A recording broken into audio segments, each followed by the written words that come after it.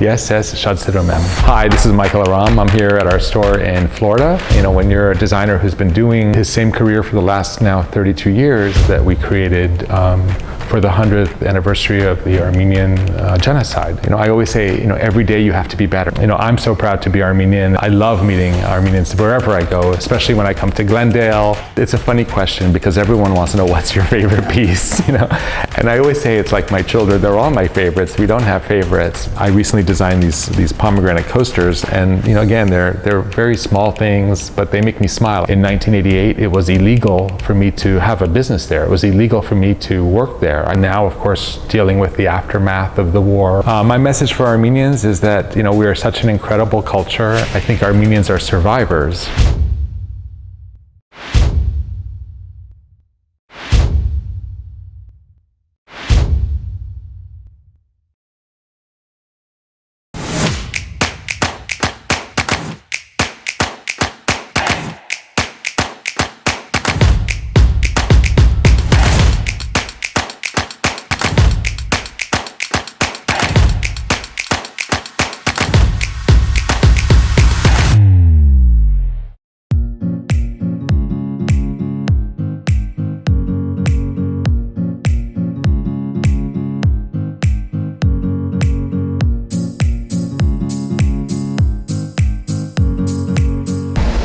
Welcome to the Michael Aram store in Bell Harbor.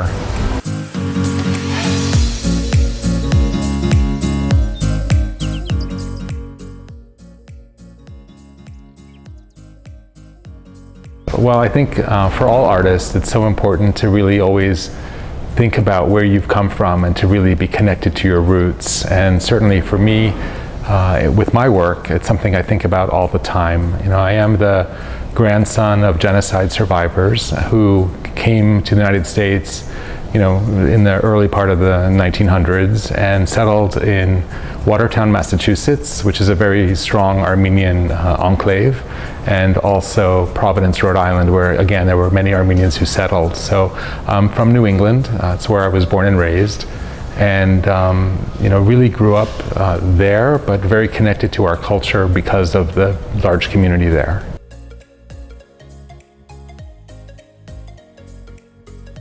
You know, it's funny because I always say with me that every day is the first day of my business. And I know we've now become a global lifestyle brand, and you know, thank goodness we're well known pretty much, you know, in the United States and around the world for the work we do. But you know, we really approach every single day as the new beginning. So to think of us as a brand is something I don't think about every day. I just think about how do we work in a way that's strong, successful. We do the best work we can. You know, for me, it's always putting the beauty of the product first, never the business first. It's always about how can we make the most beautiful thing we possibly can, and then the rest will follow. I had a art teacher, sort of mentor early in my career, who always said, you can't put the cart before the horse. You have to put the horse before the cart. And for me, the horse is, you know, making beautiful objects, making them the most beautiful that you can make, and to make things that come from your heart and are authentic to who you are.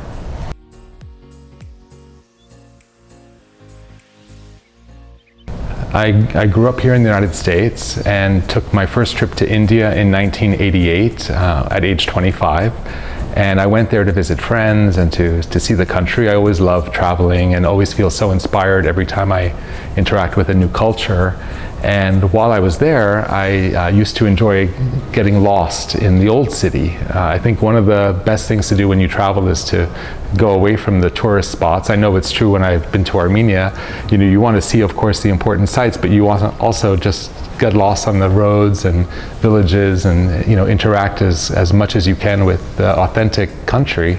So for India, I would spend days, you know, going up the small roads and little lanes, and what I discovered were all these incredibly talented craftsmen who were making objects the way that I imagine they were made hundreds and hundreds of years ago.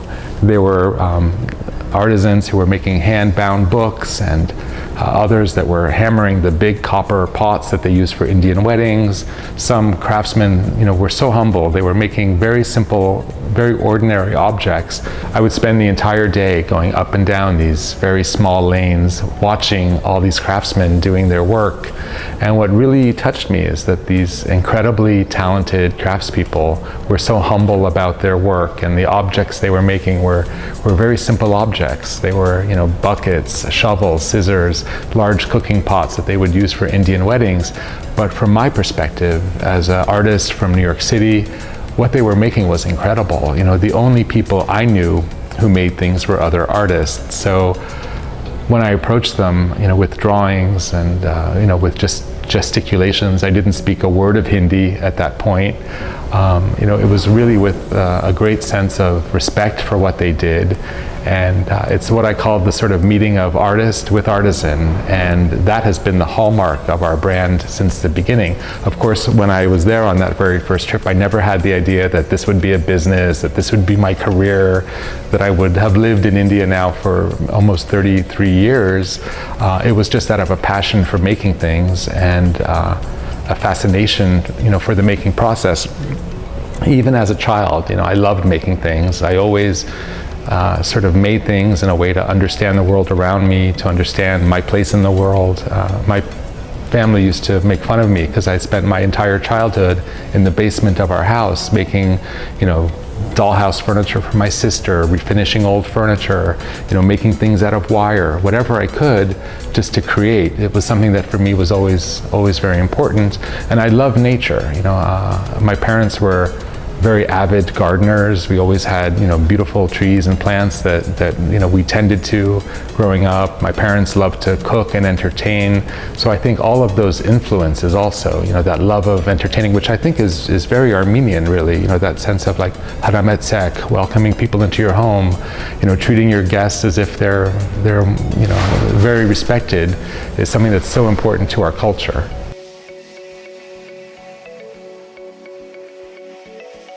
I always say, and I really do mean this, that if you don't design something that's deep inside of you, that it doesn't feel authentic. I think people who look at your work, even if they don't understand what it is, somehow they can imagine it if what you're telling is true. There was a piece I very recently made, which was inspired by my first trip to Armenia in 1981. I was a student, and I went there with the ACYOA, which is an Armenian youth group, and we went and we stayed at the Vehapar's summer house outside of Yerevan. And I remember my first trip to Gharibyan, and of course all of us can relate as Armenians, that first time we went down the pit, right? A bit scary, but what an incredible moment that was for, I think, every single one of us who've been there, and I think most of us have been there, and how much that really stays with you and really inspires you. So I recently created a sculpture called Faith. And it is the story of Gharibyan, which is the story of the birth of Christianity, of course, in Armenia. And what I love is that Armenians see it, and of course, within 1 second, they know the story, they can relate to it, they recognize it. But what's so wonderful for me is that we put it on our website, we sell it in our store, and it gives us an opportunity to talk about our culture. And by calling it just Faith, it lets people dream also about what's important to them spiritually and their own journey. And of course, for me, not that we always want to educate, but it's nice when you can have an opportunity to tell your story through art. One of the favorite things I've ever, favorite's not the right word, but certainly one of the pieces, and I never say I'm proud of my work because I don't think that's a nice word to use, but one of the things that was most important and most meaningful for me, I think, was the migration sculpture that we created for the 100th anniversary of the Armenian genocide. I get emotional even talking about it, but that was a piece that was incredibly personal for me, but also a story that we all share. And what was so fascinating for me is it's a public sculpture. It's, you know, in New York City, in the midtown of New York City. And I'll be there, and there'll be Japanese tourists who are there taking pictures of it. And I'll talk to them, and they'll say that they have their own associations with the idea of migration and displacement and what they've been through as a culture. I'll meet, you know, people from anywhere in the world looking at that, and they take their own meaning from it. They might understand it, they may not know my story, but they'll look at it and it suggests something to them through the piece, which was the whole idea for me. I think telling stories through art is a beautiful way to do it, because people can get their own meaning from things.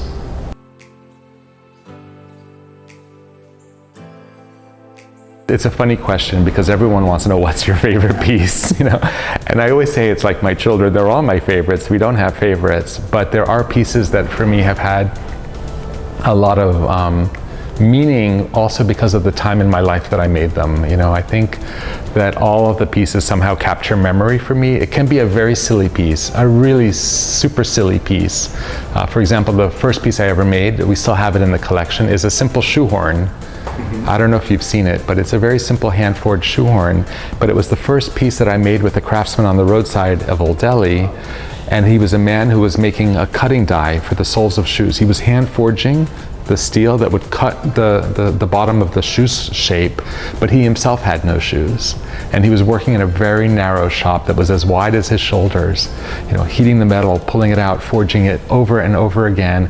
And I thought it was really ironic that here's a man with no shoes making this very technical, very, very difficult piece that's really like a piece of machinery in such a humble way. And so I sat and designed a shoehorn because of the association between what he was making and where my imagination was going. So that piece, it's so silly, it's such a simple piece, but we still keep it in the collection because for me it has a lot of meaning. Also, as you know, I have young children, and there's two pieces I made when the kids were born. One was a double heart dish. So this is a piece. I mean, again, these are silly pieces. They're not important pieces in my collection, but they're pieces which for me are personal. And I always tell everybody who likes my work, whether you can afford a $90,000 necklace or a large sculpture piece or something that's a more modest piece, you know, for me it has as much meaning. So when you say what's my favorite piece, it's not the I love the $90,000 necklaces, but you know, they're pieces that have associations and meaning for me. So when my children were born, they're twins, Annabelle and Thaddeus, I made a birth announcement to send to all my dear friends and family announcing the children's birth. And I made these double hearts and I welded them together so that it would tell the story of the twins with a very simple message, just saying twice blessed, because I was so blessed, of course, to have the kids. And then what happens after you have children is you only want to put photos of your kids everywhere around the house. And I always say, oh, I'm not a heart person. I'm not someone who loves designing hearts. It sounds silly, you know, I don't know. I'm a big guy, to do hearts is funny. But then when my kids were born, all I wanted to do was make hearts. And what I love about this piece is that each of the hearts is hand forged. And each one is unique. And I always say, just like our love, there's no two ever the same. And just like our frames, there's no two hearts ever the same. So for me, it speaks of those unique relationships that we have, whether it's with your children, whether it's with your spouse, your parents. It's such a unique love every single time with every single person that I love that our, oops, it's upside down. I love that our hearts have that same sense of uniqueness where every single heart is different.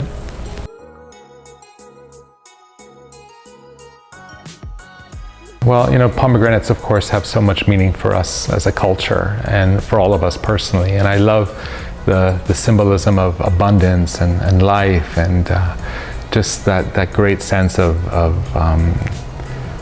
giving and plenty that the pomegranate represents in our culture. The sense of life and in the fruit itself is so meaningful for all of us.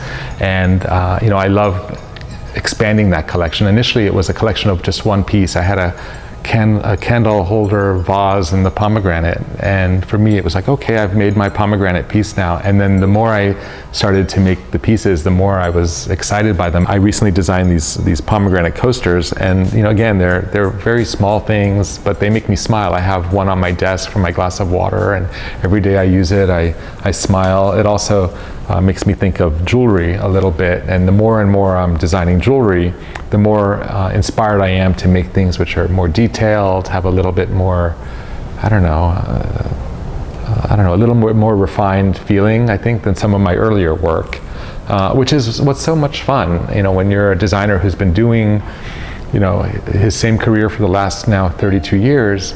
I always say, every day you have to be better. Every day you have to make things that are better than what you did before. And that's, for me, what gives me the most pleasure and makes me so excited about what I do, is to learn and to expand our language with our pieces, expand our categories, and to continue to create pieces that hopefully excite my customers as much as they excite me.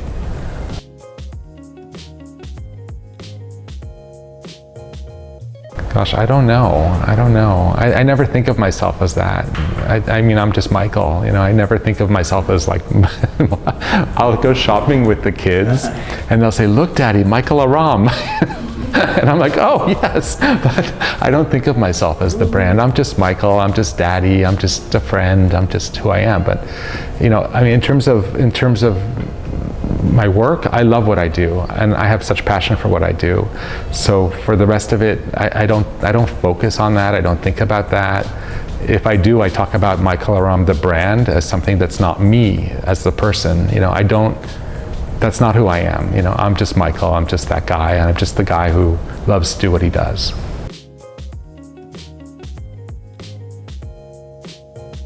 I often wonder that because when I started my company, I was making paintings and working in fine art before that, and it's just hard to know. Sometimes I think, oh, what would have happened had I not gone to India? Had I not taken that first trip? Had I stayed in New York City? Had I continued with my painting and working in fine art? What would my life be? It's hard to imagine. But at the same time, I've always been that person who doesn't get stuck on things. I like working, I like evolving, I like discovering things, I like learning things. And I think if one thing wasn't working, that I would have found not a course of least resistance in a way that's lazy or passive, but I think I would have been looking for the signs, looking for some message of something, of what I should be doing or where I should be going. So I don't think I would have been that person to have been stuck and unhappy, because I'm just not that, I'm not an unhappy person. I always like to be a happy and optimistic person. So I think I would have been fine, even if I had stayed in New York and not gone to India and not taken that first trip, and who knows what. I was with a dear friend of mine the other day at a museum, and we were looking at contemporary art, and I had that thought, like, oh, what would have happened? What would I have done? What would my work, I know I would have been making work, I would have been working with my hands, I would have been creating, but what would that have been instead of this? India has been amazing to me, though, I have to say. I always talk about India as a woman. I always say she's like a mother. Sometimes she can be very tough. Sometimes she can beat you up and really almost take you down to tears. It's not easy working in India. It's not easy, starting a company there. When I started my company in 1988, it was illegal for me to have a business there. It was illegal for me to work there. I couldn't even own a bank account in India. I did it because I was 25 years old and I didn't understand why I shouldn't do it. I had a passion and I followed it, but every sign was telling me not to do it. I couldn't own a company until 5 years later, when I could own 17%, and then 31%, and then 49%, and then 51%. And today we have over 270 craftsmen in our own workshop. We bought the land, we built the building, but that wasn't the case back then. But when you're 25 years old and starting a business and love what you do, those things are not obstacles. So I found my way there. But certainly for me, India has been very rewarding. I have most of my adult friendships there. My workshop is there, which is, I don't know, it's my happy place. And when people talk about, where do you work? Where's your inspiration from? It always happens for me in the workshop, working side by side with the craftsmen.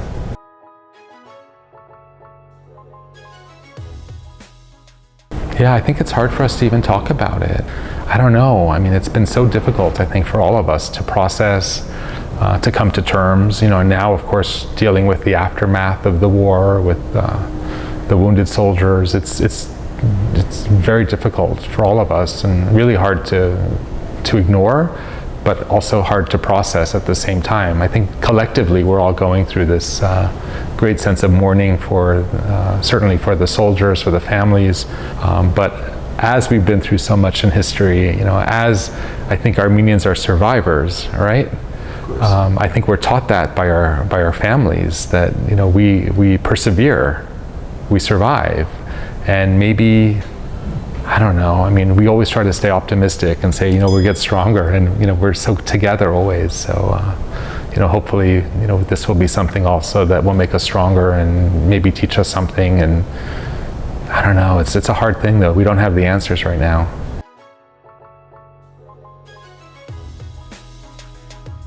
My message for Armenians is that we are such an incredible culture and are such a strong and passionate culture that we always have to remember that strength that our ancestors gave us, that ability to persevere and to survive and to give all of our intelligence and all of our strength and all of our sort of spiritual power that we have over the generations to really be the best people we can be, the best country that we can be, and the best culture I think that we can be. I'm so proud to be Armenian, and I love meeting Armenians wherever I go, especially when I come to Glendale, when I travel anywhere in the world. I know as all Armenians, we seek out other Armenians to get to know and to be family with. I think us as Armenians, we always have that sense of family and being a big family. Yes, Shad Sidromem.